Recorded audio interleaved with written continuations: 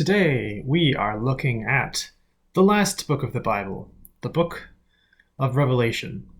Not Revelations. If anyone ever quotes from Revelations, I will make fun of them. Okay, I won't be that mean, but it's Revelation, singular. The Revelation to St. John, also called the Apocalypse.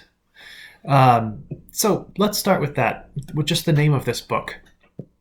Apocalypse. It's a very common term in our culture today, but it's taken on a connotation kind of tangential to its original meaning. It comes from the Greek word apokalypsis, and it survives in English as the word apocalypse, but also through the Latin word revelation, revelatio. And so what is that? What is an apocalypse? Apocalyptic literature deals with revelations or unveilings, dramatic pictures of times yet to come.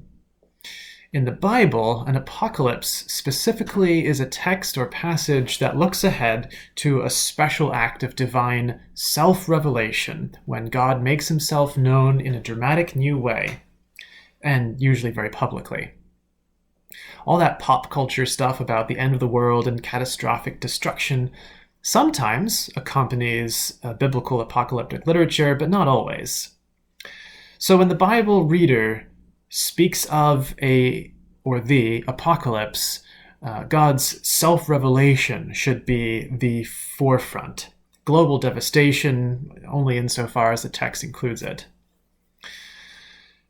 Unsurprisingly, the Bible has a lot of apocalyptic literature in its pages. Most of the Old Testament prophetic books have at least a little bit of apocalyptic material, looking ahead to the day of the Lord and the arrival of the Messiah. You see more of that too in the later prophets as you go on chronologically. The Gospel books and even some of the epistles also contain references to the return of Christ in glory as one last great apocalypse. Some of the Bible's most famous apocalyptic passages are found in the book of Zechariah, Ezekiel, the first three Gospels, and 1 Thessalonians, but the two books that have the most apocalyptic stuff in them are Daniel in the Old Testament and Revelation in the New. So this book of Revelation, this Apocalypse of John, is a tricky book for us to understand. Shifting gears a little bit, we're used to certain styles of writing where a literal reading of a book is something that is historically accurate, something physically descriptive, something that's plain and simple, straightforward to read. But that doesn't always work with everything in the Bible. The four gospel books, sure, yeah. And a lot of the Old Testament historical narratives, sure, yeah. Historical, physically descriptive, plain, simple, straightforward reading. It makes sense pretty quickly. But then you start reading the Psalms, and there's poetry there, and that doesn't really jive with physically descriptive because you're getting into imagery and metaphor. And then you take that into the prophets, and it gets even more tricky because they're writing poetry most of the time with visionary material, and then you take that up to 11 with apocalyptic literature where the imagery gets even more vivid and things just get really, really bizarre, I guess, in some ways. So let's just stick with a simpler example of why this is a challenge in just poetry. In Psalm 98, verse 8, we read, "Let the rivers clap their hands, let the hills sing for joy together." The correct reading of this verse does not mean that we're asking the hills suddenly to grow arms and hands and start clapping. It's a metaphor. We draw all of creation into our praise for God. And this is obvious. The actual literal reading is what I just described, to praise God, and we're inviting all of creation to be part of that. If someone were to come around and say, well, no, the literal meaning of Psalm 98:8 is that the hills need to start clapping like people, that person would be in error. Humorous error, but error nonetheless. So the literal meaning is not the face value words on the page, but the intention of the words on the page. you apply this principle to the Old Testament prophets, you get something very similar, because they're written in poetry like the Psalms. You have to deal with their imagery and metaphor and all that. And the thing with prophetic material in particular is that it tends to be double layered. The prophets tend to be addressing a present day or immediate future concern, like the fall of Jerusalem or something, but they also are pointing ahead to Jesus. So we learn this from the New Testament. Jesus picks up the Old Testament basically and says, "This speaks to me. This is about my death and resurrection and the proclamation of the gospel to all nations." So when we read the Old Testament, especially the prophetic material, and especially the apocalyptic material, we're looking for Jesus, and we're seeing how they point to him. Now, this gets tricky with apocalyptic literature because the imagery is so vivid and oftentimes a little bizarre. Sometimes they're explained in the text. An angel will come along to help Ezekiel understand, or to help Daniel understand, or to help St. John understand what's going on. But sometimes they're not explained, and you just have to sort of roll with it and bask in the mystery of what's going on in the great wisdom of God. That being said, let's bring this back to Revelation itself and look at a few examples, because what it means to read Revelation literally and what it means to deal with the stuff in there is, shall we say, contentious these days. One of the sort of go-to phrases that I hear people use pretty often is, "I'm just letting the book speak for itself," or "read the Bible, you'll see what I mean." These are very, very lazy statements. They assume that you are going to use the exact same interpretive lens that they are. And if you don't use the same lens, you're stupid. That's very uncharitable, as well as intellectually dishonest. So we need to take a look at what this book is and how to read it before we can really make sense of it in any meaningful way. So anyway, we're looking for the literal meaning of Revelation and what it properly means on its own terms. It's a big book. I'm not going to go through the whole thing, obviously. This is just an overview, introductory sort of video. But let's hit upon just a few examples at the beginning, middle, and end of this book. The very, very beginning of this book. The revelation of Jesus Christ, which God gave him to show to his servants the things that must soon take place. He made it known by sending his angel to his servant John. That's how the book begins. He made it known. The Greek verb there is asemenon, which means signified or communicated.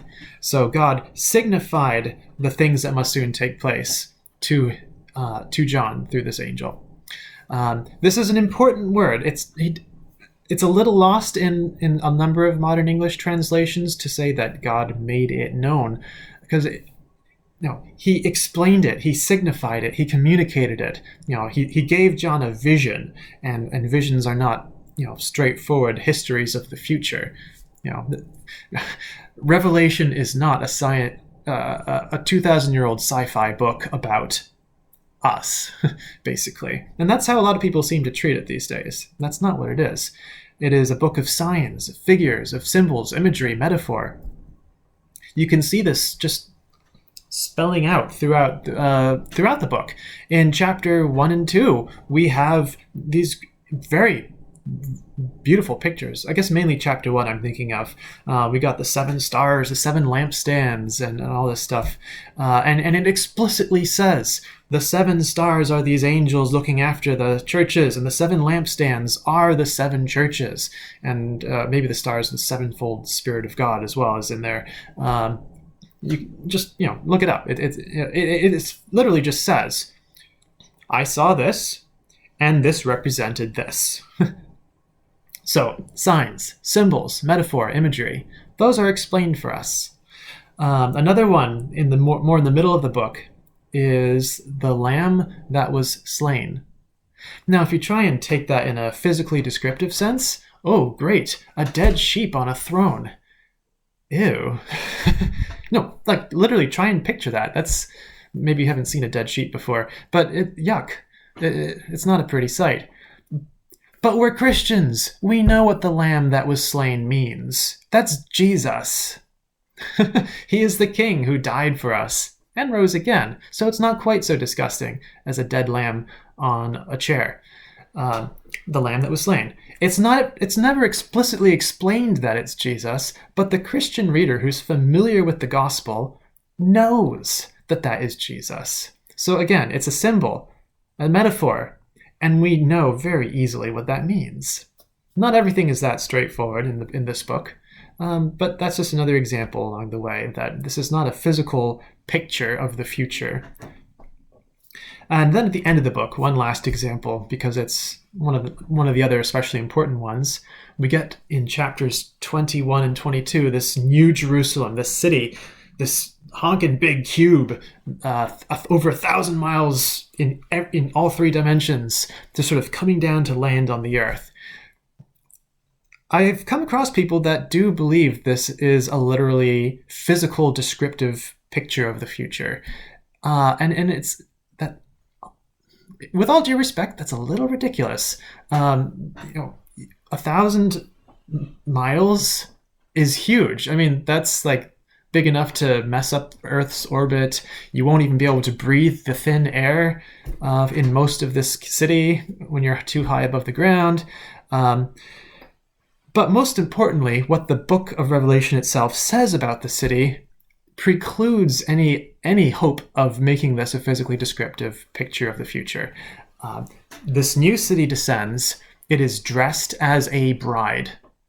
Okay, so is it a 1,000 plus mile cube wearing the biggest wedding dress in the world? I mean, no, it's a metaphor. It's an image. It's dressed as a bride. It's the city. It's the bride. It is the church. Heaven and earth are coming together to be together forever. This is a wedding, and this is beautiful. Don't sully it and mess it up and confuse people by trying to argue about what its city physically is structured to be like, and the different gates and foundation stones and stuff. Yeah, they're all heavily symbolic, and they're all very, very beautiful. So this book of signs and images is just something that's here to inform us and give us hope about God's plan, about God's victory over evil, over Satan and death, and the life of the world to come, the beautiful end for all things. So that's just a quick run through of some of the types of symbols and metaphors and images that you get in this book. I would like to run through some interpretive approaches that exist for how different people read this book. I'm not in this video really going to tell you very much about how you're supposed to read it, because that would make this even longer. And I think my opinions will sort of come through regardless of how much I try to go out of my way to say that. So there are 4 families of interpretation on this book. I say families of interpretations because there are different specific versions of all of them. So the first one is called the preterist view. Preterist is a word that means the past or completion. This means that all or most of the book of Revelation has already taken place, has already been fulfilled. Some will be like a partial preterist and say, okay, well, the entire book of Revelation, except the last couple chapters, have already taken place and been fulfilled. So again, different versions of this. One of the biggest strengths of the preterist view is right there in chapter 3 and 4-ish, somewhere in there, that transition point where the angel tells John that he's going to show him things that must soon take place. If it doesn't take place in John's near future, in the early church, like the destruction of Jerusalem or something like that, then the word soon really has to get stretched to mean something different. Saying, by soon, I actually mean suddenly take place in your distant future. And that's the other strength of the preterist view, that if it's something about the near future for the original readers, then it's relevant to them. If it's something that's not going to take place for thousands of years, then they're going to receive this book and go, great, I guess we just have to stash this away in a time capsule for people 2,000 years later to make sense of. Great, thanks guys. Anyway, so that's one of the strengths of the preterist view. The second family of views is the historicist view. This is the idea that the book of Revelation sort of unfolds throughout the course of history. So like you can trace chapters 4 and 5 deal with Constantine and the establishment of a imperial church and the solidification of Christianity, and then you go on and then you get to other chapters with all this judgment, and that represents the judgment against the Pope in the Protestant Reformation, and we're heading for this better time. Needless to say, the historicist view was most popular among the early Protestant reformers, and it's kind of disappeared at this point. I don't know of any scholar that holds to this view, strictly speaking, anymore. It's mainly mentioned because that's how a large number of people used it for a while. I think it might survive better being folded into the last interpretive approach. But we'll get to that in a moment, because a third one is futurist. This is the one that's probably the most popular among evangelical Christians in America right now, perhaps evangelicals and charismatics across the world, for all I know. As you can tell from the word futurist, this is the view that most of the book of Revelation is fulfilled in the far future. And even from our standpoint, our future, most of Revelation has not yet happened. It's about the end times, specifically the end. So however close we are or aren't, it's in our future. That's the futurist view. That runs into some problems with that thing I mentioned before about these things that will take place soon. You have to rewrite soon to mean imminently or suddenly, which is possible, but always look for the simplest meaning of the text, right? So they say. But of course, for all the challenges that the futurist view has, it's sort of the opposite of the preterist, so the strengths and weaknesses sort of flip-flop for that. But what the futurist view does have in its favor particularly is the end of the book, the wedding feast of the Lamb, the last judgment of Satan being destroyed and thrown into the lake of fire, I guess. Seeing the final stuff at the very end of the book in our future still makes more sense than most of the other views. So it does have some merit. I'm not going to make fun of it all the time. But cards on the table, I'm not entirely comfortable with the futurist view, at least not wholesale. The fourth category kind of bucks the trend of the others so far. It's called, you can call it a lot of things, but you could probably most easily call it the spiritualist interpretation of Revelation. And that is sort of the rejection that there is any sense of historical connection between events in the future or events in John's future as he saw this vision and what he actually saw. Rather than trying to pinpoint events in history and connect them to particular signs and events in the book of Revelation, the spiritualist view says what you see throughout the book of Revelation is always applicable, always happening, always taking place. So the wedding feast of the Lamb happens every time that someone is united to Christ. You believe, you're baptized, you are united with Christ. The wedding has taken place. You come to Holy Communion. You commune with Christ, receiving his body and blood. A wedding has taken place. The Lamb is there. And indeed, blessed are those who are invited to the marriage supper of the Lamb. And so we connect that with Holy Communion. So the spiritualist view sort of, recognizes the spiritual warfare and the powers of good and evil, battling it out, and judgment and grace sort of at work in all times of church history. Now, the past, the future. For a lot of the book, the spiritualist view does a very good job. Some will still want to question about the end, and if there's an actual end for this book, and if there's an actual end for history, the return of Christ, how does that fit in?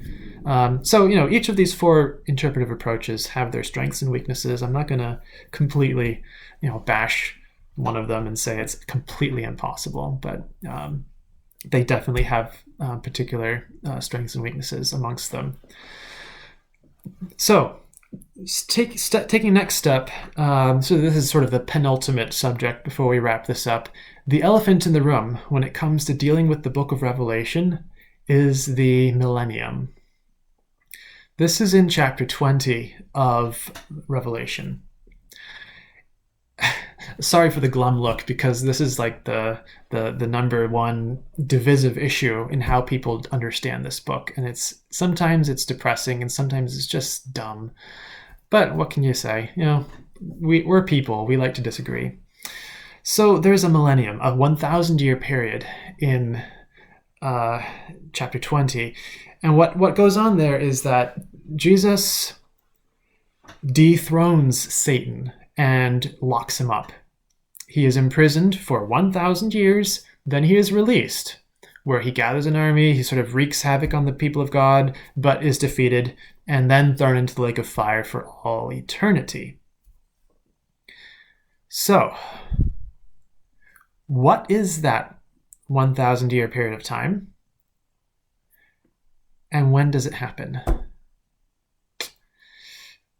That is the divisive question.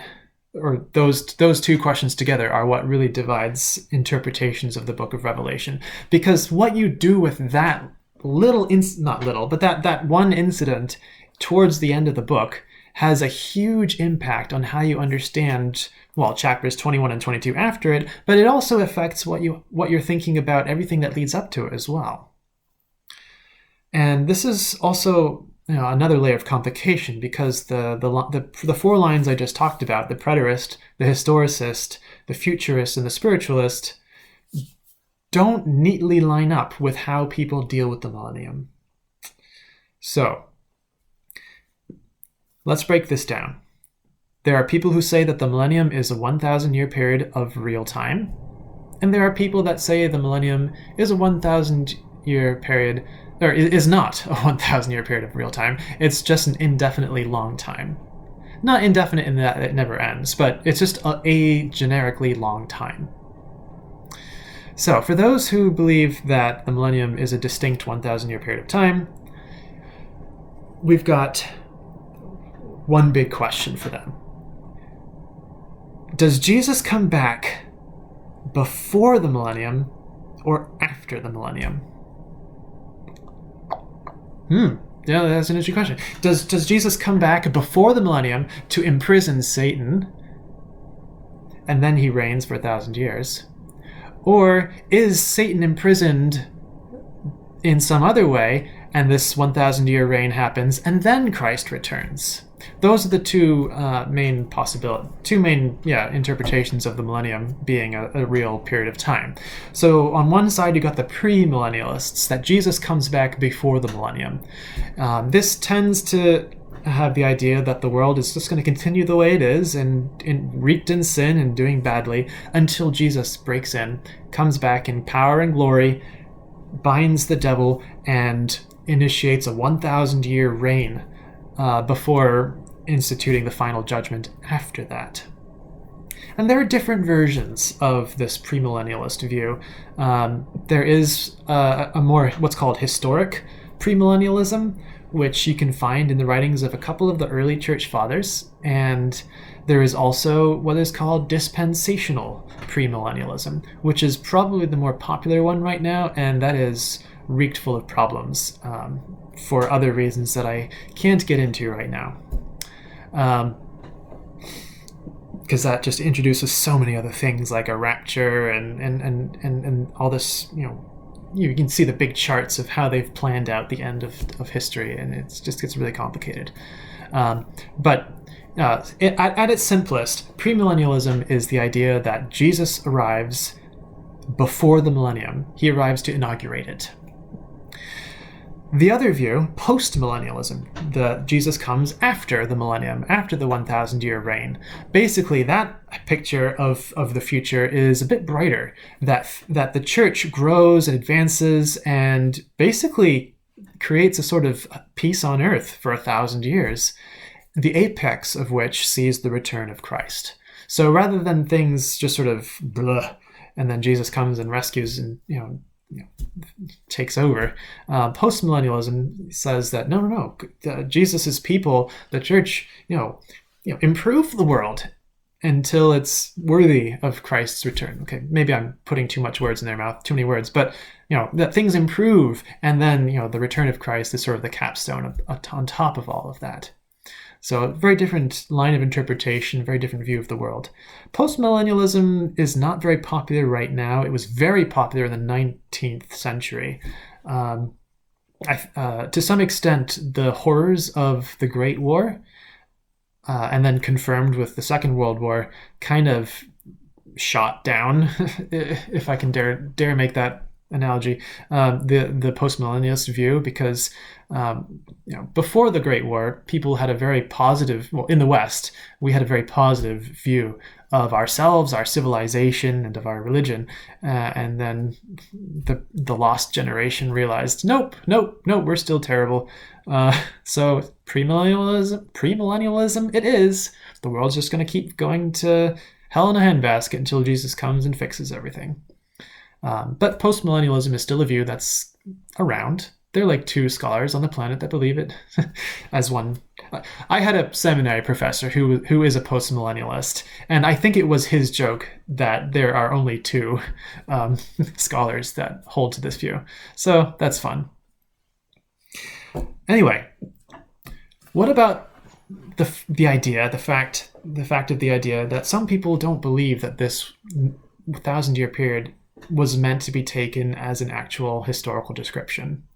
After all, Revelation is a book of signs, images, and pictures. So this is what's called amillennialism. You just put an A in front of it because it means no millennium. There is no 1,000-year period, at least not strictly speaking. In this view, it's just a long period of time. And most amillennialists will say that Christ bound Satan when he was on the cross. The power of Satan to control not control, but to rule over us was ended then. Jesus took the throne. We say even now, Christ is king. We don't have to wait for some future 1,000-year kingdom to be able to say that. No, Jesus is king now. And that's what the ascension was all about too, that he is seated at the right hand of the Father. AKA, he's reigning on a throne, guys. So the amillennialist will then say that, okay, well, he bound Satan then. He is reigning as king now. This is the millennial period of time. And when Jesus returns, this period of time will be over and the final judgment will be initiated. So you can sort of see some lines of connection that amillennialist will usually take a spiritualist interpretive approach to this book of Revelation. It's usually going to be the futurist who argues over pre- and post-millennialism, because because futurists are looking at this book as if it's all waiting to happen yet, or maybe beginning to happen now, depending on how excited some people get. But anyway, I give this specific issue of the millennium and how it's interpreted because a lot of people stake their end times beliefs on the book of Revelation. And this is fair to some extent because it does explicitly deal with the way things were going for the Christians at the time, and it was a forward-looking vision. But it's not the only part of the Bible that looks at the return of Christ.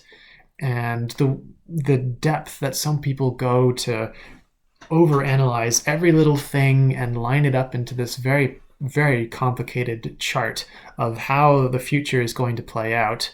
I think doesn't really do the mystery and imagery of the Book of Revelation full justice. It's kind of like in high school or something, where you're given a piece of literature to read and analyze, and you go through it with a fine-tooth comb, and you say, all right, well, this symbolizes this, and this symbolizes this, and if the author was able to come in, he or she would just be like, dude, chill out. That's way more complicated than I was trying to say. I'm not putting down the idea of interpretation and looking for what these symbols mean, but sometimes, people go to greater lengths than they need to break this stuff down and make full sense of it in some very particular way. So, to conclude with this book of Revelation, rather than forming complex theories about the end times based on controversial interpretations of Revelation and other various apocalyptic writings, the Bible reader is better off embracing the mysteries of these complicated visions. There is much to glean from them. Good study, good preaching, good teaching can unlock a lot of these difficult texts. But sometimes it must be admitted that God has not made all the details of the future clear. We simply just have to rejoice in the knowledge that God knows how all things will be resolved, even if we don't understand it all. And, so the reader must be wary of all the populist teachings out there and the arguments over the millennium and the lack of millennium and the rapture and the Antichrist and the signs of the times and world events. A lot of mess has been stirred up because of this.